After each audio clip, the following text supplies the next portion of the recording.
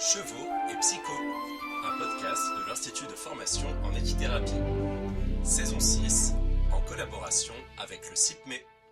Épisode 2, Pauline Méquin, équithérapie et épilepsie pharmacorésistante. Bonjour à toutes et tous, Pauline Méquin, je suis monitrice éducatrice de formation initiale et équithérapeute à la fois salariée dans un IME et équithérapeute indépendante située dans les Deux-Sèvres.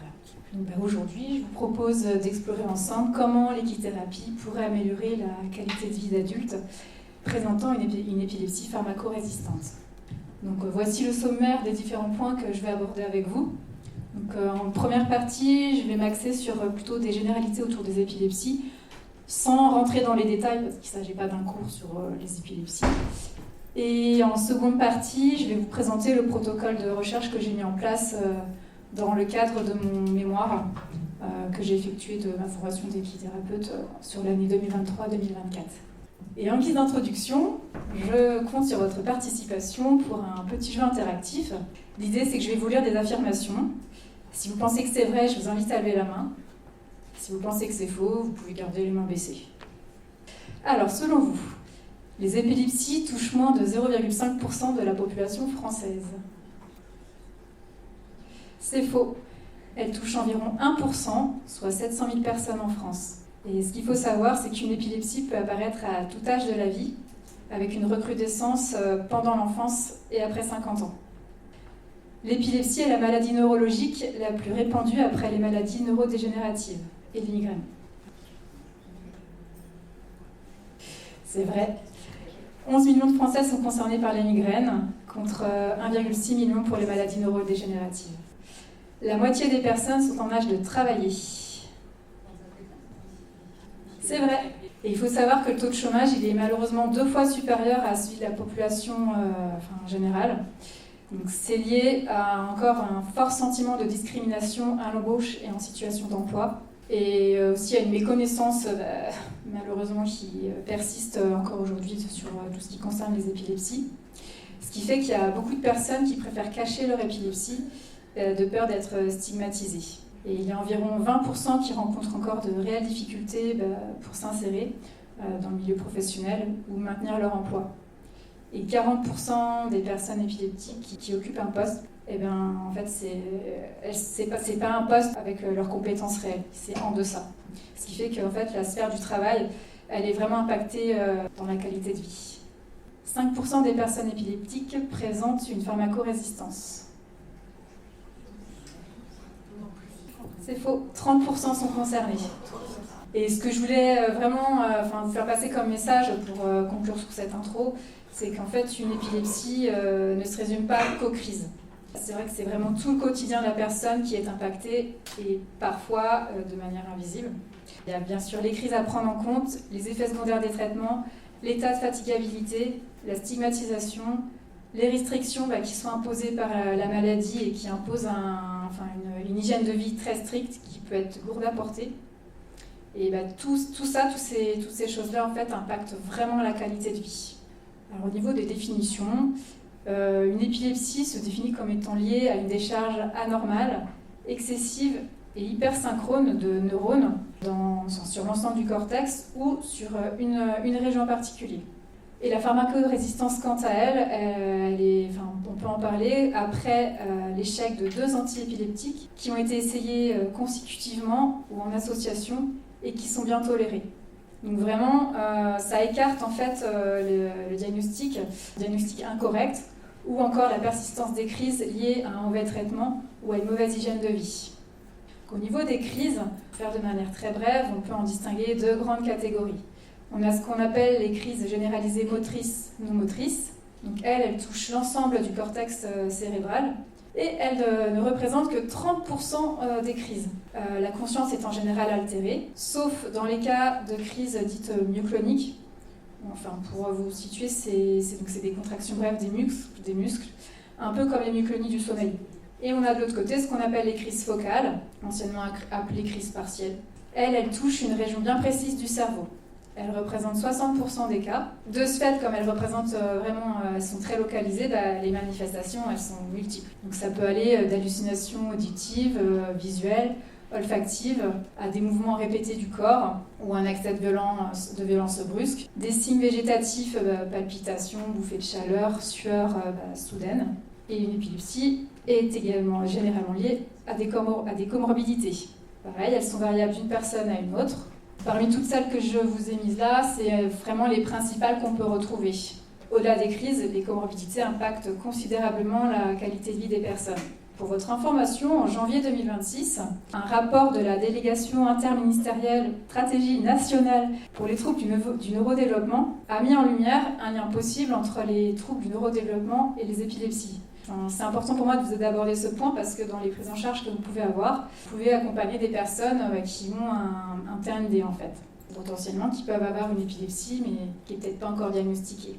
Et donc ce rapport a mis en lumière que cette corrélation peut être due à un facteur génétique, soit parce que la région touchée par un TND est la même que celle touchée par une épilepsie, ou que la répétition des crises perturbe le neurodéveloppement. Et ce rapport, il a aussi mis en lumière qu'il est plus fréquent de développer une épilepsie en présence d'un trouble psychiatrique et vice-versa. Donc au niveau des points de vigilance, quand vous avez un premier entretien, une personne qui présente une épilepsie, bien évidemment, il faut avoir l'aval du médecin ou du neurologue, mais des questions du type, le fait de savoir le type d'épilepsie, le type de crise, à quel moment elle se manifeste, les éléments déclencheurs des crises, les manifestations post-crise, le temps de récupération et de fatigue sont importants à prendre en compte, tout comme les effets indésirables des traitements, de manière à pouvoir proposer un cadre de séance sécurisant pour la personne et adapté à ses capacités. Je voulais juste faire une petite mise au point pour les mises à cheval, parce que c'est souvent le point qui peut interroger les praticiens. La Ligue internationale contre les épilepsies qui a créé un document qui a classé en fait les sports dits à risque.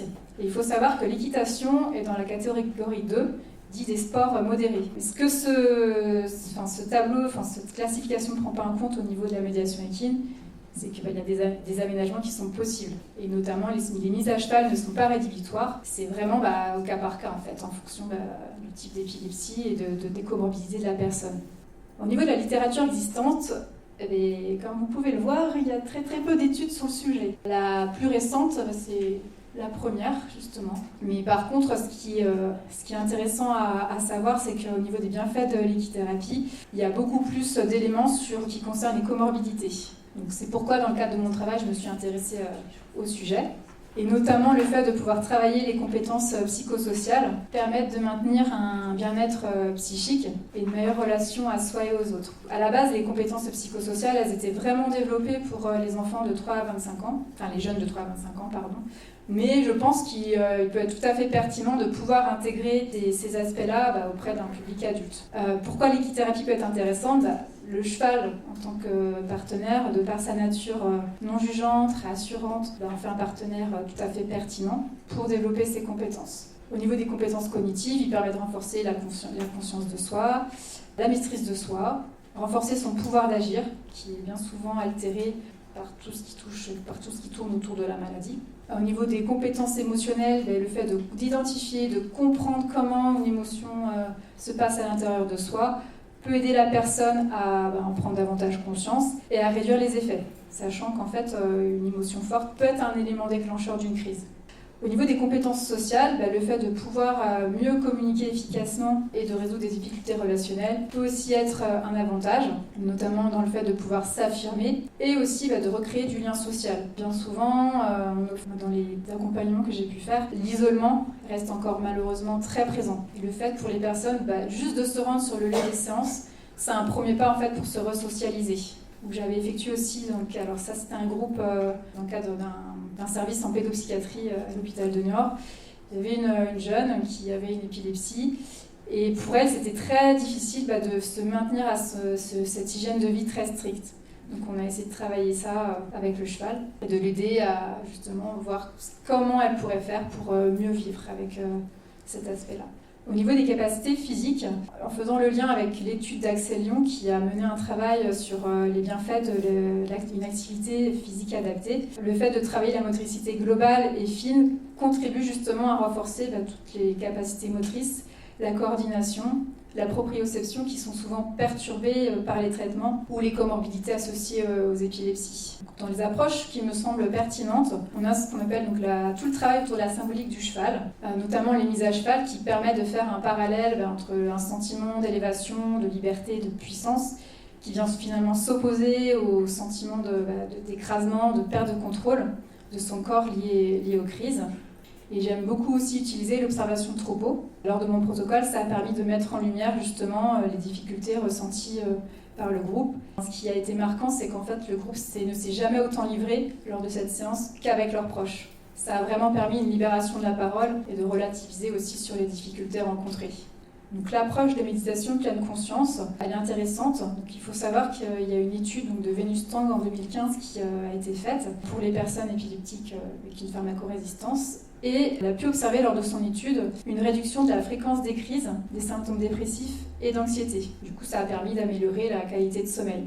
Même si aujourd'hui, dans les recommandations de la Haute Autorité de Santé, la méditation de pleine conscience n'est pas encore reconnue, faute de preuves scientifiques conséquentes, pour moi, ça reste une approche quand même intéressante pour ces points-là. Ça permet justement de se reconnecter à son corps, en prenant conscience par exemple de sa respiration, de son cœur qui bat, d'état de fatigue aussi, et ça peut permettre de mieux percevoir quand c'est possible, selon le type d'épilepsie, aussi précurseur et annonciateur d'une crise. Tout le travail sur la respiration également, parce que ça va permettre de travailler sur la réduction du stress, qui est un élément déclencheur majorant des crises. La psychothérapie assistée par les équidés, donc ça consiste à proposer des activités uniquement au sol avec un cheval ou plusieurs chevaux en liberté. Ça va permettre aussi de contribuer au pouvoir d'agir des personnes. En partant de ce constat, l'équithérapie pourrait être bénéfique sur tous ces aspects-là. C'est pourquoi j'ai mis en place un protocole de recherche dans le cadre de mon mémoire. Donc ma méthodologie reposait sur plusieurs points.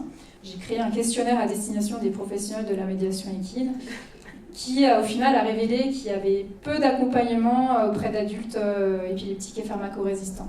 Donc j'ai pas pu exploiter les résultats autres que ce constat-là. Mon protocole expérimental s'est créé en partenariat avec l'association Épilepsie France, et notamment les antennes des départements Maine-et-Loire et Pyrénées-Atlantiques. Et enfin, j'ai mis en place 2 groupes d'études, donc un groupe contrôle de 7 personnes qui ne bénéficiaient pas d'équithérapie, et un groupe expérimental de 6 personnes qui ont bénéficié de 2 séances d'avril à juin 2024. Évidemment, cette étude était destinée à des adultes majeurs présentant une épilepsie pharmacorésistante, sans déficience cognitive et physique majeure, et qui ne bénéficiaient pas non plus d'autres types de médiation animale. Au niveau des outils d'évaluation, je me suis appuyée sur le COLI 31, qui est un questionnaire validé scientifiquement pour évaluer la qualité de vie d'adultes épileptiques. Ce questionnaire, il était à remplir 1 mois avant et 1 mois après la 2e séance par les 2 groupes. Ensuite, il y avait un questionnaire auto-évaluatif à remplir avant et après chaque séance d'équithérapie, pour groupe expérimental uniquement. Et enfin, un questionnaire intermédiaire qui était à remplir 15 jours après chaque séance, dans l'idée de voir si les effets bénéfiques des séances perduraient. Tous ces 3 outils d'évaluation avaient pour but d'évaluer la qualité de vie en début, milieu et fin de protocole. Au niveau des objectifs de séance, que vous pouvez voir là, ils ont été élaborés en lien avec les difficultés évoquées par les participants lors d'un entretien individuel que j'ai mené en amont. Au niveau des résultats des outils d'évaluation, on peut voir que majoritairement et globalement, il y a vraiment des améliorations qui ont été perçues pour le groupe expérimental, alors que dans le groupe contrôle, on peut observer qu'il y a une diminution de la qualité de vie et une augmentation du sentiment de stigmatisation. Et ce qui est intéressant, de par cette modeste étude, c'est que si je fais le lien avec l'étude qui a été faite, qui est sortie en août 2024, ça va dans ce même sens. Mais bien sûr, ce protocole a des limites. Le nombre de séances qui est trop faible pour valider mon travail scientifiquement. La taille des 2 groupes qui n'est pas assez conséquent. Et au niveau des outils d'évaluation, je me suis dit qu'il serait peut-être plus pertinent de mettre en place une grille vraiment pour évaluer les compétences psychosociales propres de manière neutre et qui viendrait un petit peu contrebalancer les questionnaires auto-évaluatifs. Donc pour conclure, si on s'appuie sur les recommandations de la Haute Autorité de Santé qui préconise de prendre en charge les épilepsies de manière globale, L'équithérapie pourrait avoir toute sa place dans le parcours de soins des personnes, mais pour ça nécessite de mettre en place un accompagnement sur du plus long terme. À titre d'information, il y a 2 personnes qui ont participé au groupe expérimental qui aujourd'hui bénéficient d'un suivi sur du plus long terme. Et les retours que l'une des personnes peut me faire, c'est qu'elle a vu une évolution dans l'observation de ces crises. Maintenant, elle est en capacité en fait de ressentir les signes précurseurs de ces crises. Je vous remercie de votre attention.